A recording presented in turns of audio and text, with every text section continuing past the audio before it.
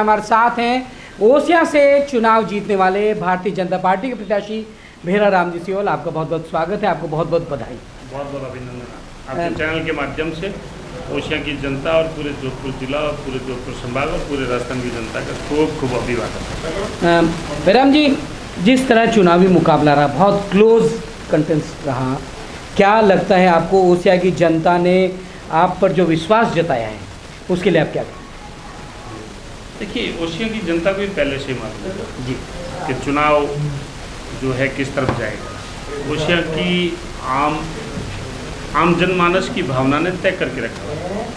अब ऐसा लोकतांत्रिक प्रक्रिया है, चुनाव होते हैं, बैलेट में ईवीएम में आपके वोट जाते हैं और इसके बाद में आपकी मतगणना होती है। आज इस परिणाम आपके एसएसएल के सामने, और मैं समझ रहा हूँ 2018 से 2023 तक का शासनकाल रहा है।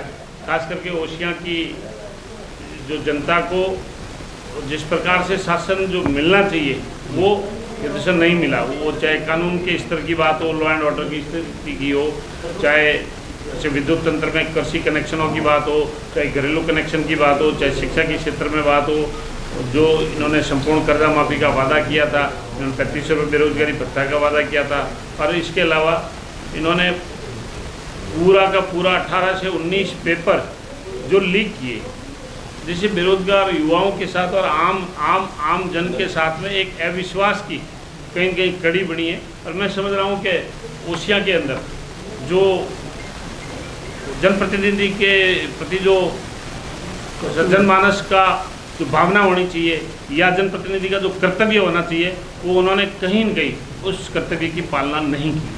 ये उसी का नतीजा मानते हैं?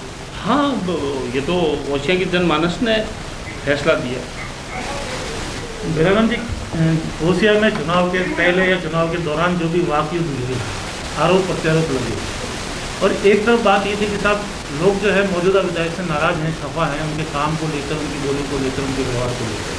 आपने जिस तरह से उसको एक्सपोज किया, आप क्या मानते हैं कि उतनी सफलता जो आपके वोट 2600 के करीब आए हैं, ये मेरे को जो जीत का अंतर, क्योंकि आपके जीत के अंतर की बात हो रही थी अधिक की, इसका क्या कारण रह गया? देखिए, मैं आपको एक चीज बताऊँ, हार जीत का अंतर तो एक वोट भी होता, जीत होती है। 2800 और 7 वोटों का अंतर रहा है।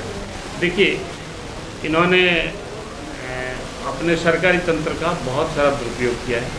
हमारे इन चुनावों से पहले उन्होंने पूरी की पूरी जो चुनावी जो लिस्टें हैं, जो अंतिम प्रकाशन होता था, उन्होंने जिस प्रकार से उन लिस्टों में घपला किया, आम आदमी नहीं समझ सकता। जिस प्रकार से बीएलओ इन्होंने 59 बीएलओ एक ही आदेश में चेंज किए, और जो हमारे समर्थक थे उन समर्थकों का लगभग ओसिया के 10 से 15 हज़ार लोगों का नाम काटा गया। जो हमारे समर्थक थे उनका नाम काटा गया और सरकारी मशीनरी का कम्प्लीटली दुरुपयोग किया गया। आंगनवाड़ी कार्यकर्ताओं के माध्यम से और सरकारी मशीनरी के माध्यम से जिस प्रकार इस बार जो है हमने ये देखा है कि सरकारी अधिकारी और सरकारी कर्मचारी इस राजनीतिक पार्टी का, कांग्रेस का और कांग्रेस के प्रत्याशी का चुनाव प्रचार कर रहे थे। अब हम इतने उत्साहपने में वो नहीं आते, नहीं तो इन लोगों की शिकायतें करेंगे तो कितने लोग अपनी नौकरी से ये जैसा एक हाथ धो बैठेंगे।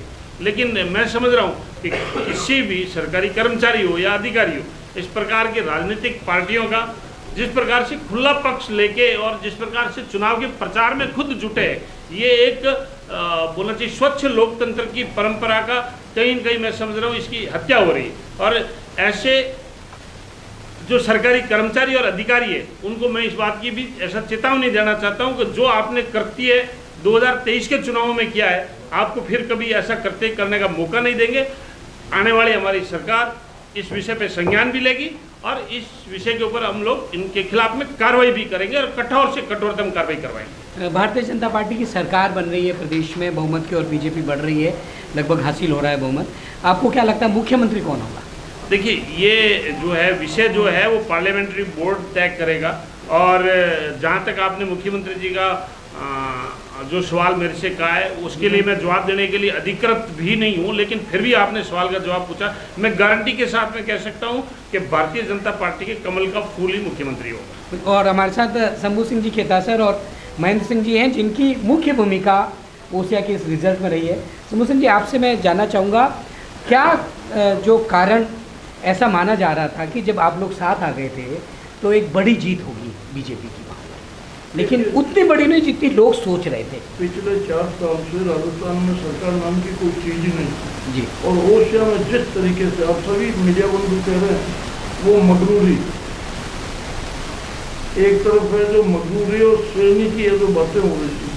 लोकतंत्र में ऐसी भाषा काम में ली जाती है। लोकतंत्र में जनता के सेवक बनकर राजनेता आगे बढ़ते हैं, इसलिए ये तो पूरे ओशिया के जनमानस में आ गया था कि इस बार बदलना है।